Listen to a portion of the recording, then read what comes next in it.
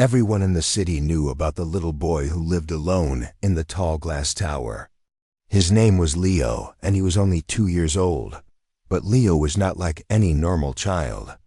He was a millionaire. Some people said he was a genius.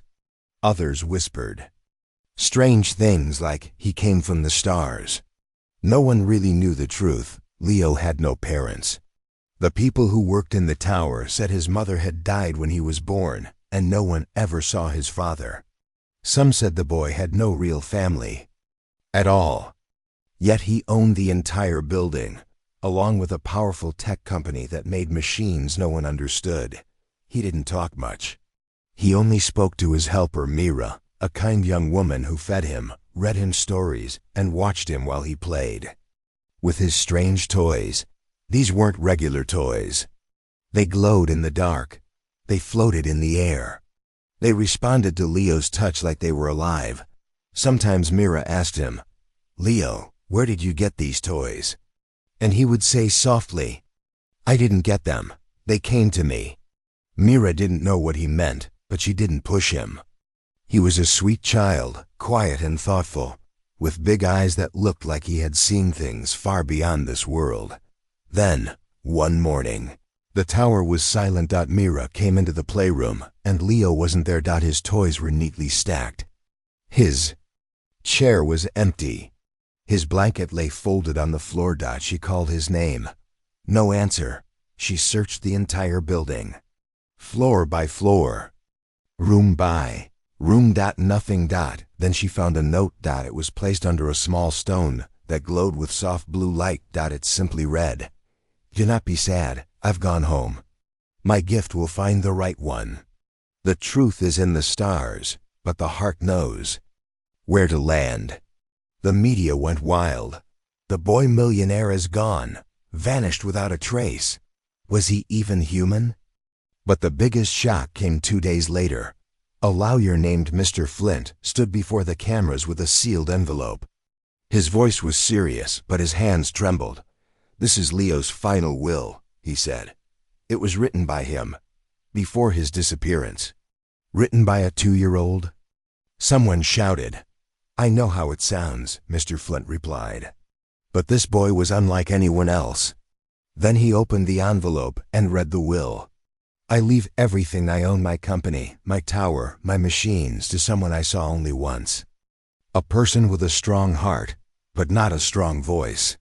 Someone no one listens to, but who listens to everyone. Her name is Annabelle. She gave me a flower without knowing who I was." The world went silent. Who was Annabelle? Even Mira looked confused. She had never heard that name, but in a small village outside the city, a girl named Annabelle was baking bread at a shop where no one ever said her name right. She was 22, poor, and always working. She had no idea what was coming, until a black car stopped in front of her bakery, and a man in a suit stepped out. "Are you Annabelle?" he asked. "Yes," she said slowly. "I'm here on behalf of Leo, the boy from the tower." She froze. "Leo?" The man handed her the glowing stone, and in that moment, something changed. The stone floated in her hand. It lit up. It whispered, "You are the one." Annabelle stood in front of her bakery, staring at the glowing stone in her hand. It was warm, yet light like a feather. The man in the suit watched her carefully. "My name is Dale," he said. "I worked for Leo. If the stone chose you, then everything he owned is now yours." Anna was speechless. I don't understand," she said. "I only met that boy once. I was walking near the tower months ago. He dropped his toy, and I gave him a flower instead. I didn't know who he was." Dale nodded. Leo remembered. He remembered everything. He opened the car door. "Will you come with me? The tower is now yours." Anna looked at her bakery, her flower-covered apron, and the people lining up for bread. This was her small world. Simple, quiet, and poor. But something in her heart said, "Go." She nodded. Inside the car, Dale explained more. Leo was no ordinary child. He could do things, see things that no other human could. His mind worked faster than computers. He built machines that not even scientists could understand. Was he really 2 years old? Anna asked. Yes, but he was. Different, and very lonely. He had everything, but no one to share it with, except you. You smiled at him, gave him a flower, and expected nothing in return. That meant everything to him. Anna stayed quiet. Her hand still held the glowing stone, which pulsed gently, like it was alive. When they reached the tower, she looked up in awe. The building touched the clouds. Security guards opened the doors as if she were royalty. Inside, the floors were clean and silent. Mirrors reflected light in strange ways. Machines buzzed softly behind glass walls. And then she met Mira, the woman who had cared for Leo. So, "You're the girl," Mira said kindly. "Leo talked about you. He said you were kind. He liked you more than anyone else." Anna blushed. "But I'm not special," Mira smiled. "Leo thought otherwise." She handed Anna a tablet. "He left messages for you." The screen lit up. A video played. Leo's face appeared. He was sitting cross-legged on a floating chair, holding the same glowing stone. "Hello, Anna," he said with a small smile. "I know this feels strange. I was only 2 years old, but I knew things I can't explain. I didn't belong here. I came from far away, not in body but in mind. People think I died, but I didn't. I just went home, my real home. But Earth matters, and humans are special. You're proof of that. You were kind to a stranger. You smiled when others passed. You gave when you had so little. That's rare. That's why I'm leaving everything to you. But it's not just money. The machines, the tower, the knowledge, they all have purpose. I built them to help this world. But I couldn't finish it. I wasn't meant to. You are." The video ended. Anna stared at the screen, frozen. "I can't do this," she whispered. "I don't know anything about machines. Or science. I just bake bread." But Mira stepped forward and placed a hand on her shoulder. "You don't have to know it all. You just need to care. Leo built the mind of this tower, but he needed a heart. That's you." Suddenly, the lights in the room shifted. The walls changed color. A soft hum filled the air and the glowing stone in Anna's hand floated again. This time it spoke. "Welcome, Guardian." Anna's breath caught. "What does that mean?" Mira looked at her with wonder. "It means the tower accepts you, and something has begun." From deep below, a hidden door opened with a loud hiss. Inside was a room no one had ever seen, full of stars. Anna stepped into the secret room. The air inside felt different, calm, cold, but filled with quiet energy. The floor was smooth and dark, like glass. Tiny lights floated in the air, moving slowly like stars in the night sky. Mira followed her, but stopped at the door.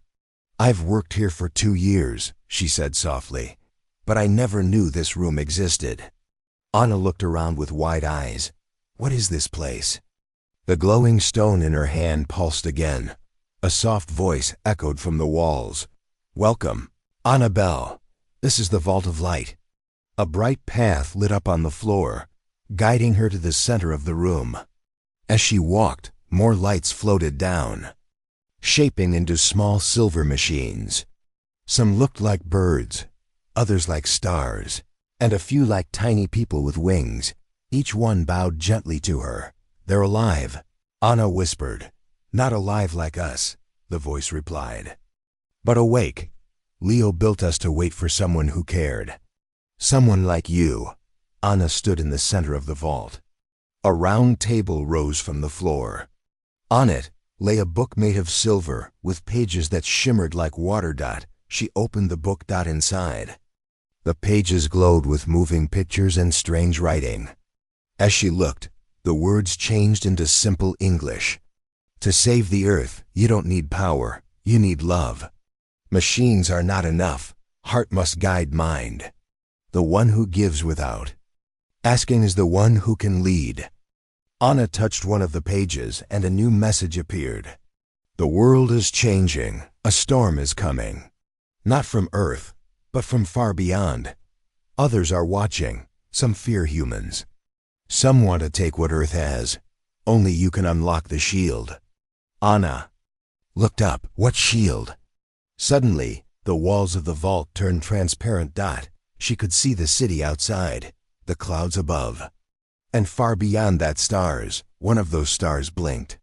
Then another. Dale's voice came through a speaker. Anna, we're picking up strange signals from space. Something is moving near Earth's orbit. Mira stepped forward. Leo knew this would happen. He left this room for you. He believed humans had something special, something the universe needs. The machines in the vault floated closer to Anna. One of them, a tiny silver bird, landed on her shoulder and spoke in a soft metallic voice. You are the chosen heart. We will follow you. Anna shook her head slowly. But I'm just a girl from a bakery. I don't know how to lead anything. The glowing stone floated out of her hand and rose above her. A beam of light connected it to the book, the machines. Around her began to hum. The walls showed moving images, plans, maps, stars, and shapes of unknown ships moving through space. Then the voice returned. Leo believed in humans. You are not just caretakers of Earth. You are protectors. This gift is not only for you, but for all. Anna took a deep breath. She didn't know how, but she felt something growing inside her. Not power, but purpose. I don't understand everything, she said, but I want to help. If this is what Leo wanted, then I will try.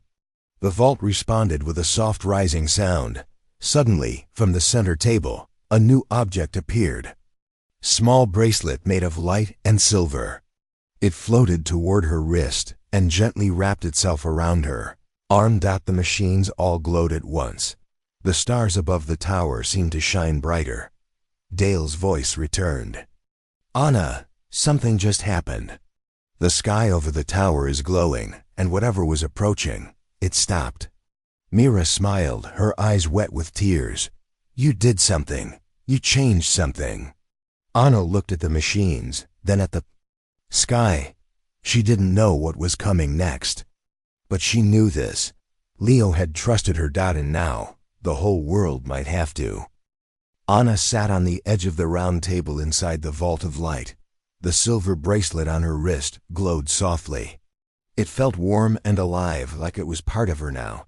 Dale's voice spoke again through the tower system. Anna, we picked up another signal. It's stronger this time. And it's not from Earth. Mira looked at Anna, her eyes full of concern. Do you think it's them? The ones Leo warned about? Anna nodded slowly. I think they're watching us.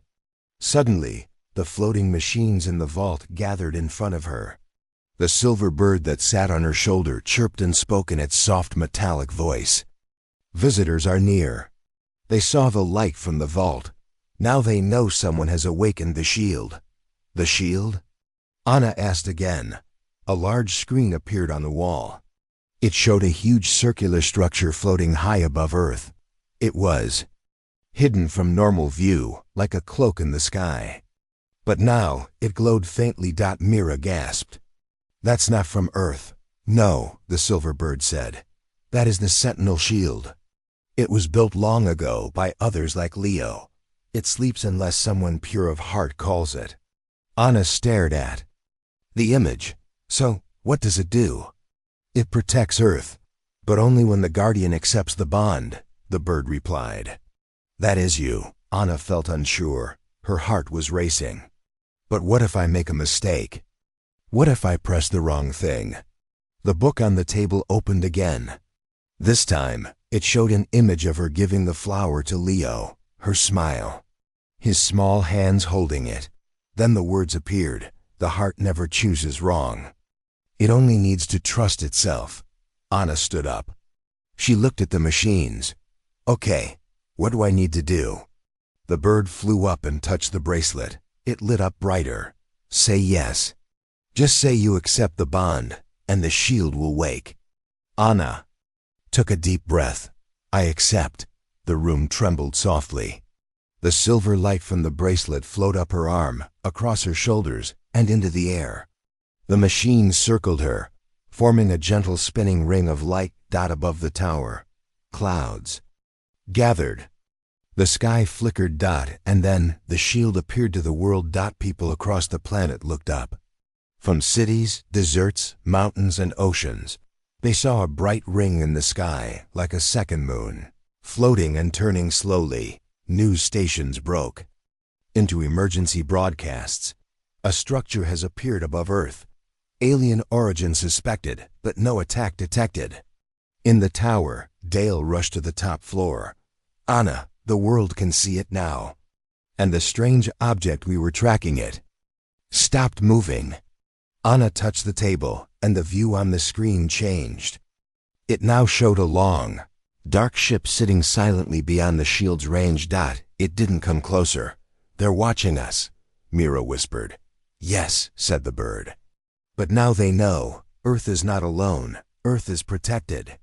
Anna asked, "Are they dangerous?" The machine answered, "Some are, not all." But Leo believed humans had the power to stand tall in the stars if they learned to lead with kindness. Anna stared at the ship on the screen. Her heart was pounding, but her hands were steady. "I'm not a hero," she said. "I just gave a little boy a flower," Mira smiled. "And he gave you the stars." Just then, a message appeared on the screen. It was a new signal.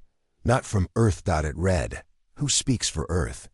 Anna looked at Mira, then at Dale. They didn't answer, because they knew the truth. Anna was chosen. Anna now spoke for all of them. Anna stood in the center of the vault of light. The silver machines floated around her, glowing softly. The screen on the wall still showed the message from space. "Who speaks for Earth?" She took a deep breath. Her voice was quiet, but steady. "I do," she said. The silver bracelet on her wrist lit up, and the machine stopped moving. The glowing stone floated in the air and released a wave of soft blue light. The voice returned through the screen. This time, it was deeper and calm. "You are not a leader. You are not trained. Why should we listen to you?" Anna looked at the screen. A dark shape was floating in space. A massive ship with blinking lights and a strange symbol on its front. "I'm not a leader," she said honestly. "I'm not a soldier or a scientist. I'm just someone who was kind and chosen." There was silence. Then the voice replied, "The one who gave the gift chose you. That is not a small thing. He came from our worlds, but he trusted yours." Mira stepped forward and whispered, "They're talking about Leo." Anna nodded. Leo believed in humans. He believed we had something special. Not power, not speed, but heart. I think that's why he left everything to me. Suddenly the screen changed. It showed a group of tall figures standing in a circle. They had long arms, glowing eyes, and wore silver robes. "We are the Watchers of the Void. Long ago we sent Leo to Earth. He was born in human form, but his mind came from us. He was sent to see if Earth was ready." Anna's eyes widened. Ready for what? To join the circle of worlds. To protect itself. To grow without war. Mira held her breath. Dale, standing nearby, looked shocked. "They're not here to invade," he whispered. "They're testing us." The Watchers spoke again. Leo returned early. He said Earth was not ready in mind, but ready in heart.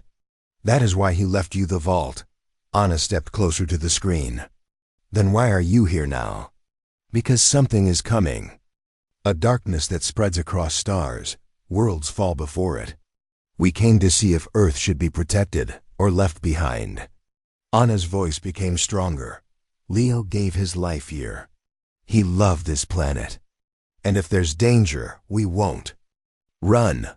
The silver bird on her shoulder chirped softly. The vault glowed around her. The Watchers paused. Then the voice returned. "We will test your world. Not with war, but with choice. We will send a gift. If your people use it with care, Earth will be welcomed. If not, Earth will be forgotten. The screen went dark. Mira turned to Anna. Gift? What does that mean? The silver bracelet vibrated, and a small orb floated down from the ceiling. Inside was a tiny seed made of light. This is the seed of unity, the silver bird said. It will grow only with peace. If humans fight over it, it will turn to stone. If they share it, it will shine. Anna gently held the orb in her hand. It was warm and pulsed with soft light. What do I do with it? She asked. The bird replied, take it outside. Let the world see it. Let them decide.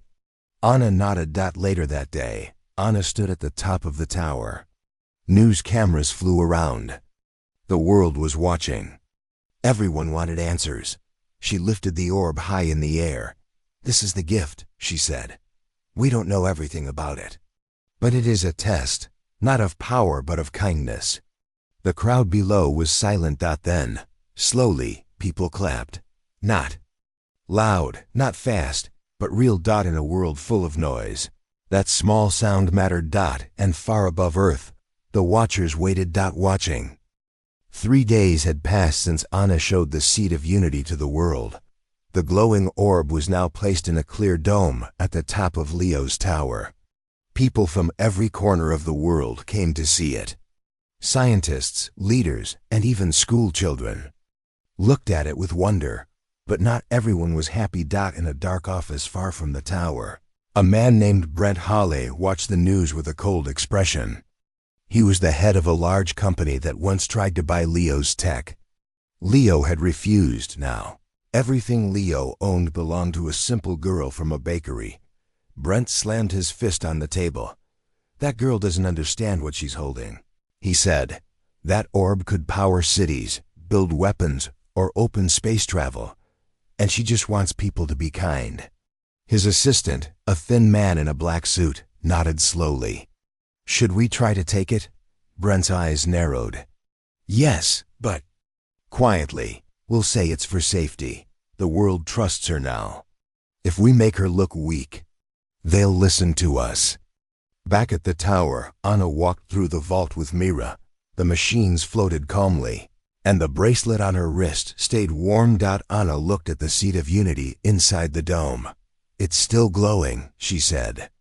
That means we're doing well, right? Mira nodded. Yes, people are talking more, fighting less. Leo would be proud. But just then, an alarm rang through the tower. Red lights flashed. The machine stopped moving. Dale ran in, holding a tablet. Someone just tried to break into the tower's security system, he said. They want access to the vault and the orb. Anna's eyes widened. Who? Dale showed her a name on the screen. Brent Hawley Technologies. He's powerful, Dale added. He owns factories, labs, and news channels. If he turns people against you, it could be dangerous. Anna looked at the bracelet on her wrist. It was blinking slowly, warning her. The silver bird flew in and landed beside her. This is the first part of the test, it said, when kindness is tested by greed. You must stay strong, or the seed will fade. Anna thought for a moment. We won't fight. We'll show the truth. The next day, Brent Hawley went on live TV. He smiled, but his voice was sharp. I respect Leo, he said. But the world cannot be controlled by a bakery girl. That orb should be studied by professionals. It could help millions, maybe save the planet. He looked into the camera. Annabelle is not a leader. She is standing in the way of progress. Anna watched the broadcast with Mira and Dale. She didn't speak, but her eyes were full of calm. What will you do? Mira asked. Anna stood up. I will answer him. That evening, Anna spoke on a global news channel. No fancy stage. No crowd. Just her, standing beside the seat of unity. I don't have big machines or a company, she said. I only have this gift and the trust of the one who gave it. She placed her hand on the dome. This seed doesn't grow with science. It grows with peace. It's not about who is smart or strong. It's about who listens, who shares, and who gives without wanting more.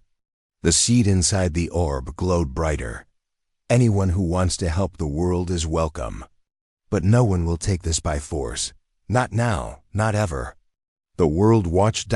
And slowly people began to speak online. They supported Anna. They remembered Leo. They remembered the light. Brett Holley saw the response. His plan had failed. For now, back in the tower, the silver bird whispered to Anna, "The first shadow has passed.